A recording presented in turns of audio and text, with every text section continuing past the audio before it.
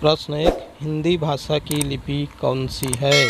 तो सही उत्तर होगा इसका बी, देवनागरी लिपि। प्रश्न क्रमांक 2 है, हिंदी भाषा में बोलियों की संख्या है? तो इसका सही उत्तर होगा सी, 18 भाषा। हिंदी भाषा का कौन सा रूप मानक हिंदी के रूप में स्वीकार किया गया है? तो इसका सही उत्तर होगा सी, खड़ी बोली।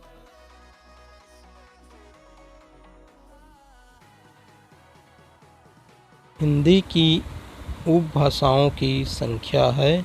तो इसका सही उत्तर होगा डी, 5। हिंदी भाषा के वर्तमान संस्कारित करने में महत्वपूर्ण योगदान दिया। तो इसका सही उत्तर होगा बी, महावीर प्रसाद द्विवेदी जी। भाषा शब्द की उत्पत्ति किस धातु से हुई?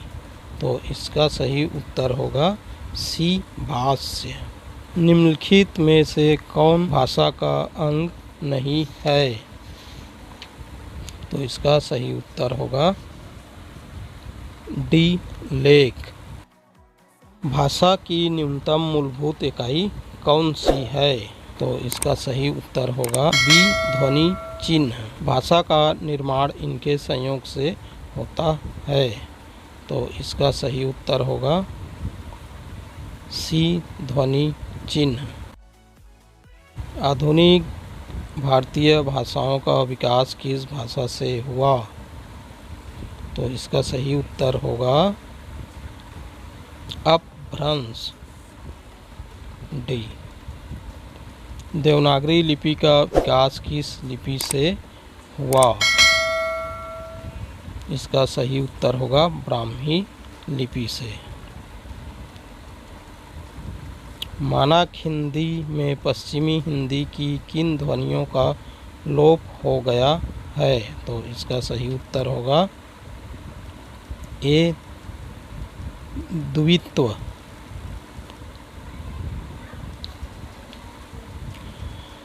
व्याकरण और वर्तनी की दृष्टि से शुद्ध भाषा कहलाती है। तो सही उत्तर होगा इसका डी, मानक भाषा।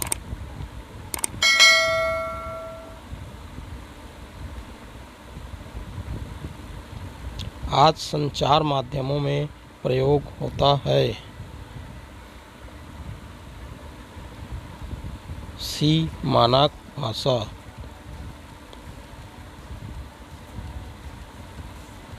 अंग का उच्चारण स्थान होता है।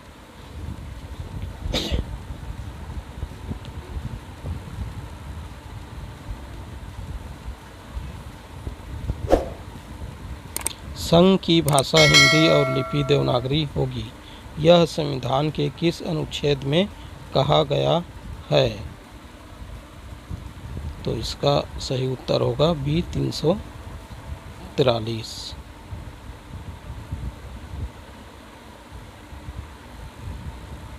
हिंदी दिवस इस तिथि को मनाया जाता है। सही उत्तर होगा डी, 14 सितंबर को।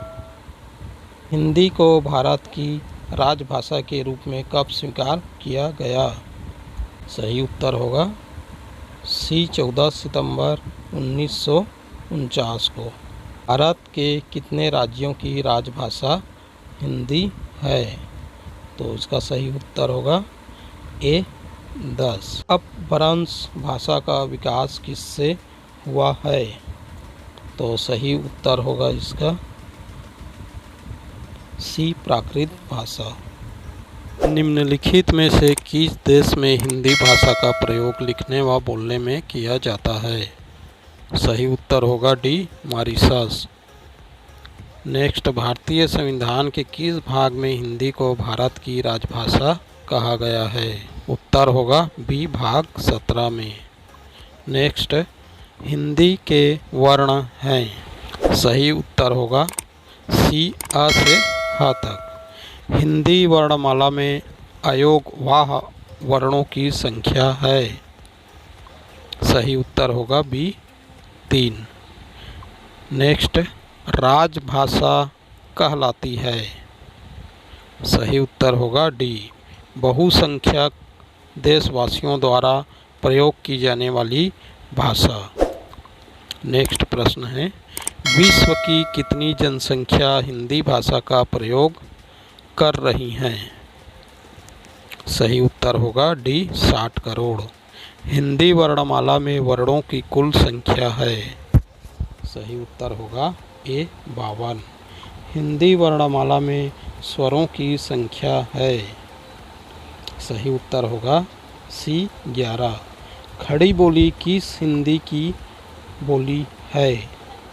सही उत्तर होगा सी, पश्चिमी हिंदी। नेक्स्ट, छ, त्र, ज्ञ, स्र कहे जाते हैं। सही उत्तर होगा ए, संयुक्त व्यंजन। नेक्स्ट क्वेश्चन है, हिंदी वर्णमाला में संयुक्त व्यंजनों की संख्या है। सही उत्तर होगा सी, 4। नेपाली भाषा किस लिपि में लिखी जाती है? सही उत्तर होगा सी, खरोष्ठी। नेक्स्ट है, व्याकरणों ने संज्ञा के कितने भेद बताए हैं? सही उत्तर होगा डी, 5। जातिवाचक संज्ञा का उदाहरण है। सही उत्तर होगा इसका घोड़ा, ए।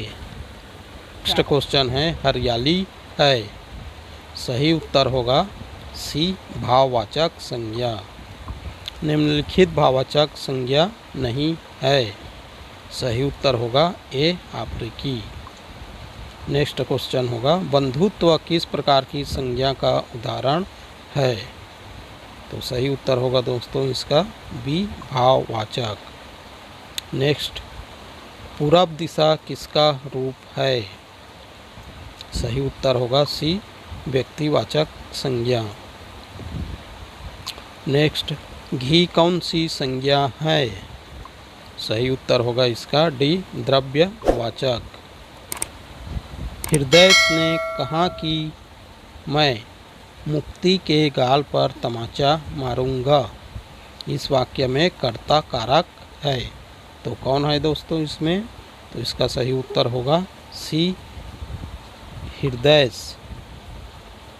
नेक्स्ट, समूहवाचक संज्ञा का उदाहरण है। सही उत्तर होगा दोस्तों इसका बी, अंगूर।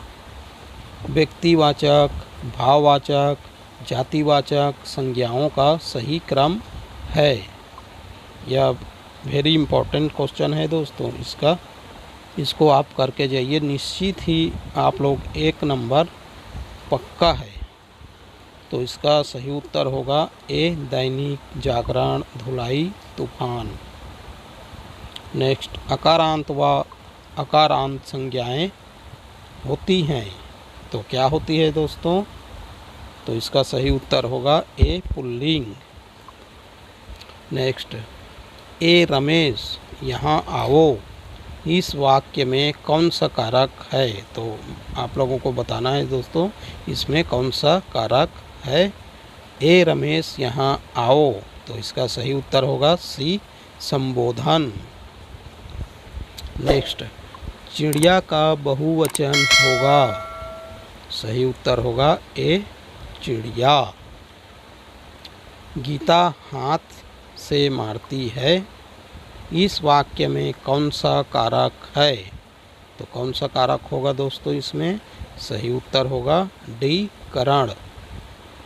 नेक्स्ट, संप्रदान कारक में को का प्रयोग किस अर्थ में होता है? तो इसका सही उत्तर होगा दोस्तों ए, के लिए। नेक्स्ट, निम्नलिखित में से कौन सा शब्द यौगिक का उदाहरण है? तो इसका सही उत्तर होगा दोस्तों बी, विद्यार्थी। निम्नलिखित वर्णों में से कौन ऊष्म वर्ण है? तो कौन ऊष्म वर्ण है दोस्तों? सही उत्तर होगा डी, सा। नेक्स्ट क्वेश्चन की ओर चलते हैं। राकेश स्कूल जा रहा है। इस वाक्य में राकेश किस संज्ञा का उदाहरण है?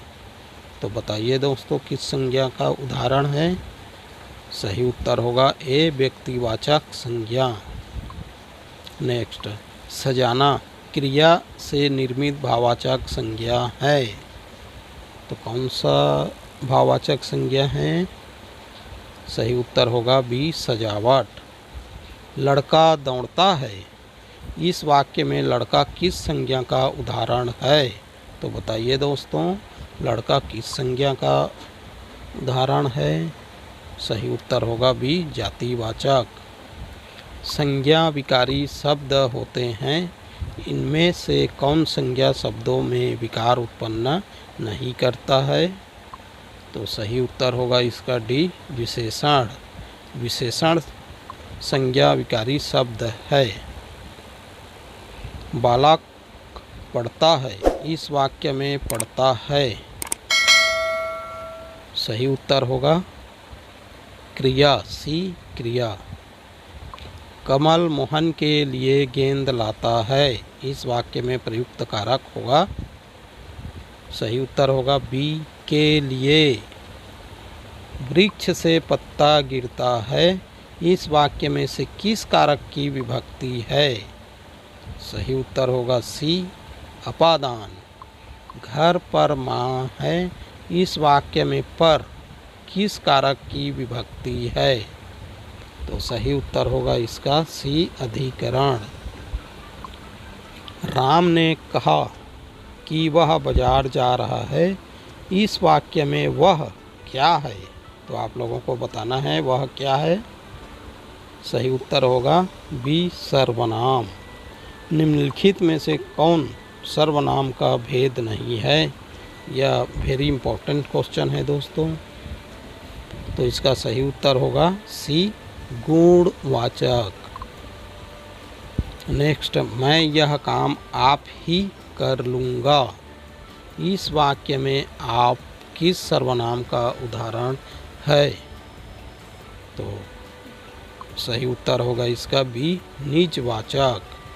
संज्ञा या सर्वनाम की विशेषता बताने वाले शब्द को कहते हैं। तो सही उत्तर होगा इसका बी, विशेषण। उसका कोट पुराना था। इस वाक्य में पुराना शब्द है। तो पुराना क्या शब्द है दोस्तों? तो चलिए इसका उत्तर बताते हैं। इसका सही उत्तर होगा बी, विशेषण। निम्नलिखित में से कौन विशेषण का भेद नहीं है?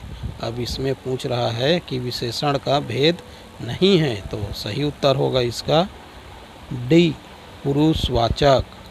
क्रिया का वह रूपांतर जिससे कर्ता, कर्म और भाव के अनुसार परिवर्तन हो उसे कहते हैं। तो उसे क्या कहते हैं दोस्तों?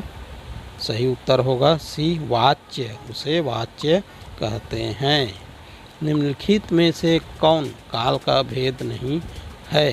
तो आप लोग जनरली तौर से जानते हैं कि काल 3 प्रकार का होता है, वर्तमान काल, भूतकाल, भविष्य काल। तो इसमें का सही उत्तर होगा डी, आधुनिक काल। आधुनिक काल काल का भेद नहीं है। जिन शब्दों के रूप में लिंग, वचन, कारक आदि के कारण कोई परिवर्तन या विकार उत्पन्न नहीं हो उसे कहते हैं। तो उसे क्या कहते हैं दोस्तों? आइए चलते हैं उत्तर। इसका होगा सी, अव्यय कहते हैं। वह बाजार जाता है। इस वाक्य में निहित काल है। तो इसमें आप लोगों को बताना है कि यह कौन से काल के अंतर्गत आता है। वह बाजार जाता है। तो इसका सही उत्तर होगा वर्तमान काल। उसने पढ़ा था। इस वाक्य में निहित काल है।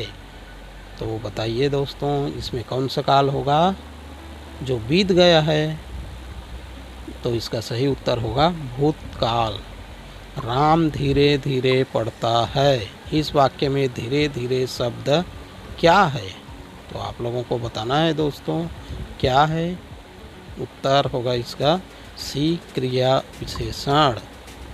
निम्नलिखित में से कौन अव्यय का भेद नहीं है? कौन सा है? तो इसका सही उत्तर होगा डी, गुणवाचक। यह अव्यय का भेद नहीं है। तोड़ना किस प्रकार की क्रिया है? तो इसका सही उत्तर होगा दोस्तों प्रेरणार्थक। प्रेरणार्थक।